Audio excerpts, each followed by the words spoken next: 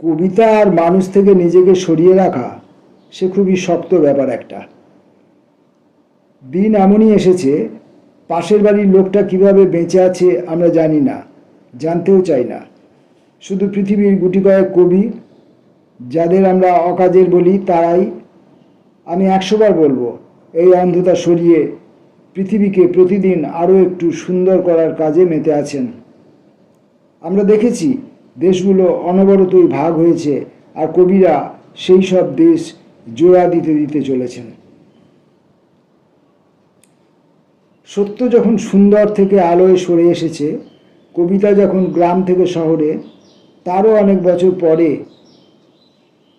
একদিন আমি বালুরঘাটে কয়েকজন কবি, লেখক বন্ধু, নাট্য বন্ধুদের সঙ্গে আত্রেয়ীর পাশে সকালবেলা ঘুরে বেড়াচ্ছিলাম।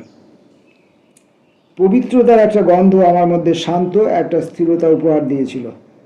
আত্রেয়ীতে নেমে পড়ব কিনা ভাবছিলাম, হঠাৎ একজন লেখক বন্ধু আমাকে বলে উঠলেন যে ইতিহাস আমাকে কোনোদিনই ক্ষমা করবে না এবং অনবরতই প্রশ্ন করতে থাকবে যে আমার কবিতায় প্রকৃতি কোথায়।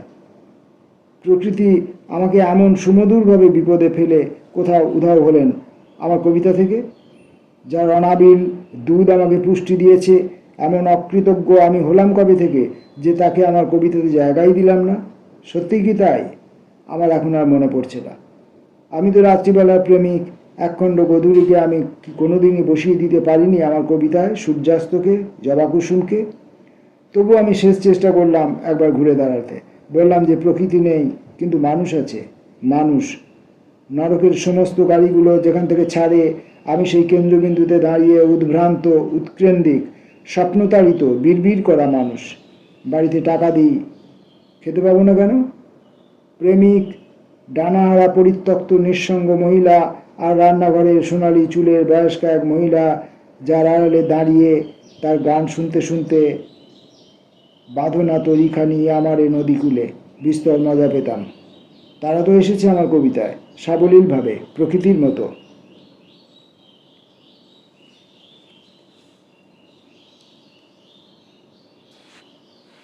আমরা ভাস্কর চক্রবর্তীর কবিতা পাঠে ঢুকবার আগে ভাস্কর চক্রবর্তীর লেখা গদ্যের খানিকটা অংশ পড়লাম। এবার আমরা আসব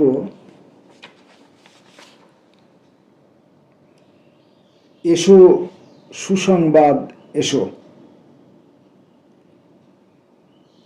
ভাস্কর চক্রবর্তীর এই কাব্যগ্রন্থে এর রচনাকাল 1972 থেকে 1978, 6-7 বছর।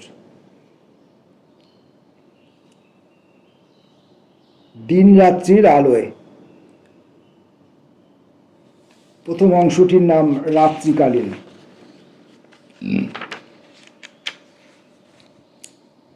যখন পাশের বাড়ির আলো নিভে যায় 3 তলায়, আমরা বুঝি গভীর হলো রাত। আর নক্ষত্রের পাশে স্তব্ধ সহস্র নক্ষত্র। আর বিশাল এক আকাশের নিচে শুয়ে থাকতে থাকতে আমরা স্বপ্ন দেখি আমরা সুখী হয়েছি। আমাদের ছেলেপুলে সুখী হয়েছে। আমাদের ছেলেপুলে মেয়েদের কাছে এটা চাইছে, সেটা চাইছে। সেই সব হচ্ছে বোকামি, যা আমরা জমিয়ে রাখি আমাদের জীবনে। শীতের শেষে গাছের ন্যাড়া ডালপালার ভেতর দিয়ে চাঁদ এগিয়ে আসে আমাদের জানলার কাছে। আমরা আরও ঘুমের দিকে সরে যাই। আমরা ভালোবাসার কথা লিখে রাখি, আমরা দুঃখ কষ্টের কথা লিখে রাখি আমাদের খাতায়।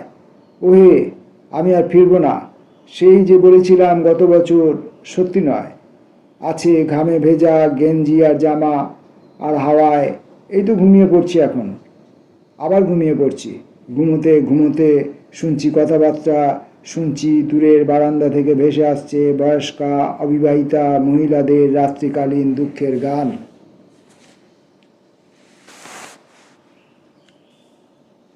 পরের কবিতা 2-4 লাইন। কি বিশ্রীভাবে যে শুরু হয় আজকাল সন্ধেগুলো। চুপচাপ আমি ঢুকে পড়ি ঘরে, দেখি টেবিল ল্যাম্প মরার মতো পড়ে থাকে টেবিলের ওপর। মনে হয় আমাকে খুশি করার কোনো ইচ্ছে টিচ্ছে নেই আর। অ্যাস্ট্রে, ভয় হয় আধ পোড়া সিগারেটগুলো হয়তো আর গিলতে চাইবে না। বইগুলোর হাবভাব দেখে মনে হয় কোনো পাতাই তারা আর খুলতে দেবে না সারা রাত। এই যে রাত, এই যে লম্বা আকাশ ছোঁয়া মন্থর রাত, শুধু ডানা ঝাড়ে আর ডানা ঝাড়ে, আর ছুঁড়ে দেয় নৈঃশব্দ অন্ধকার আর ধারালো ছুরি ছোড়া। আমি গিলতে থাকি, শুধুই গিলতে থাকি ট্যাবলেট, আর স্বপ্ন দেখি সেই চিরপরিচিত বৃষ্টিতে ডুবে যাচ্ছে আমার কলকাতা, জল ঢুকে পড়েছে আমাদের ছোট্ট রান্নাঘরে। স্মৃতি এবং বিনাদির কথা আর নাইবা লিখলাম। এই তো 22/2/72 বিকেল কিভাবে কাটিয়েছি লিখে রেখেছি কিছু কি? লেখার জন্য আছে মাছের চোখ, চিড়িয়াখানা, কাঠের ঘরবাড়ি এবং আরও অনেক কিছু। শুধু এক একদিন দূরের নীল সমুদ্র থেকে প্রবল হাওয়া ছুটে আসে শহরে, আর আমরা খুঁজি চাদর আর ট্যাবলেট, আর বাংলা উপন্যাসে বুকে টেনে নেয় যুবতী।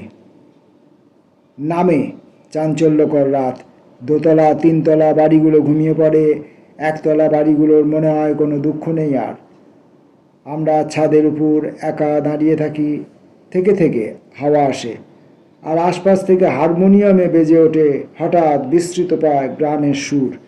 মনে পড়ে রাতের পর রাত বাড়ি ফিরে আসা, মনে পড়ে আকাশের দূর কোণায় সেই কবে একটা মাত্র তালা জ্বলছিল, জ্বলে যাচ্ছিল। লিখে রাখিনি কিছুই।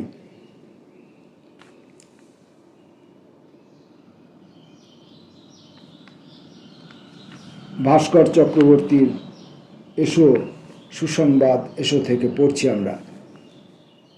পরের কবিতা ছায়াপথ। চারদিকে শুধুই ভালোবাসার কথা। গল্পে উপন্যাসে একজন আরেকজনকে ভালোবাসে আর তাদের বিয়ে হয়ে যায়।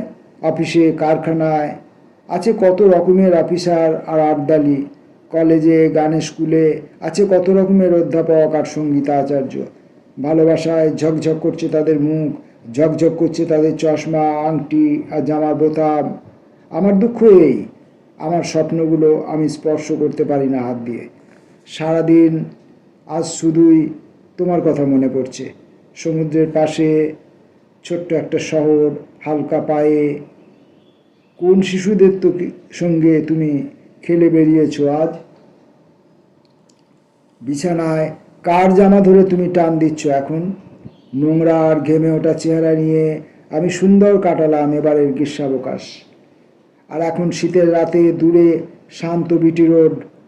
আমি কিছুই করছি না, আমি ঘুমোচ্ছি না, লিখছি না, শুধুই মনে পড়ছে আমাদের পুরনো সকালবেলার কথা আর বিকেলবেলার কথা। রাত্রিদিন আমি অলৌকিক একটা ট্রফি বয়ে নিয়ে চলেছি তোমার জন্যে।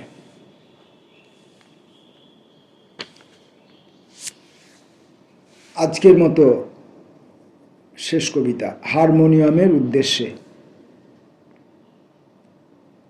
অথবা যে রাত্রিবেলার জন্য সারা জীবনেই অপেক্ষা, সেই রাত্রিবেলার খুব কাছাকাছি চলে এসেছি মনে হয়। ঝড় আসার আগের মুহূর্তে পাখিদের এখন তীক্ষ্ণ সংক্ষিপ্ত চিৎকার, আর গাছেদের চিত্তচাঞ্চল্য পাতা থেকে শুধুই পাতায় ভেতর ছড়িয়ে পড়া। অন্ধকার ছাদের উপর দাঁড়িয়ে আমি আমাদের ফাঁকা জীবনের কথা ভাবি। সেই সব বাতাসীন রাত আর দুর্দশার কথা তোমাকে আমি লিখিনি কখনোই, যা আমি একা একা কাটিয়েছি আমাদের কথা ভাবতে ভাবতে। শুধুই পায়চারি ছিল ভর্তি জীবন ছিল আমার, শুধুই পায়চারি ভর্তি জীবন ছিল আমার, আর ছিল রাংতায় মোড়া নতুন নতুন সব ট্যাবলেট। আমি আবার পাশাপাশি চেয়ারে আমাদের বসে থাকার কথা ভাবি।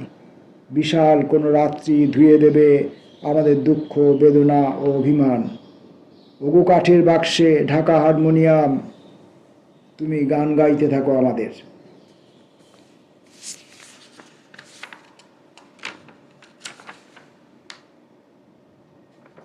আরেকটি কবিতা পড়ে নিই। নীল নক্ষত্রের রাতে। নীল নক্ষত্রের রাতে শুধু ফুঁ দিয়ে নিভিয়ে দেয়া মোমবাতি, আর জানালায় পরিষ্কার নীল নক্ষত্রের রাত। আরও রাতে আরও ফাঁকা হয়ে যাবে রাস্তাঘাট। দু একটা রিক্সা শুধু ঘন্টি বাজাতে বাজাতে চলে যাবে, আর ঘুমন্ত পাহাড় থেকে নেমে এসে অধিকার করে নেবে এই শহর। আমি এখন সমস্ত কিছু মনে করতে পারছি, তোমাকে লিখেছিলাম আমি বেঁচে থাকতে পারছি না আর। সেই লেখালেখি কবে শেষ হয়েছে? আমাদের কলকাতা আমাদের থেকে দূরে সরে গেছে, আমরা কোনো খবর রাখিনি তার। আহ, কত না দিন আমি একা একা ঘুরে মেরেছি ওই শহরে, কত না বিকেল আমি স্বপ্নে জেগে উঠেছি। আমি হারিয়ে গেছি নীরব তিক্ত এক হতাশায়। চিঠির জন্য আমি এখন ব্যস্ত হয়ে উঠি না আর। ডাক্তারের কৃপায় আমি বেঁচে আছি, আর হাসতে হাসতে আবার এখন লিখে চলেছি তোমাকে। স্মৃতি আমাকে আরও নিঃস্ব করে তুলেছে, দারিদ্র আমাকে বিক্ষত করেছে বারবার।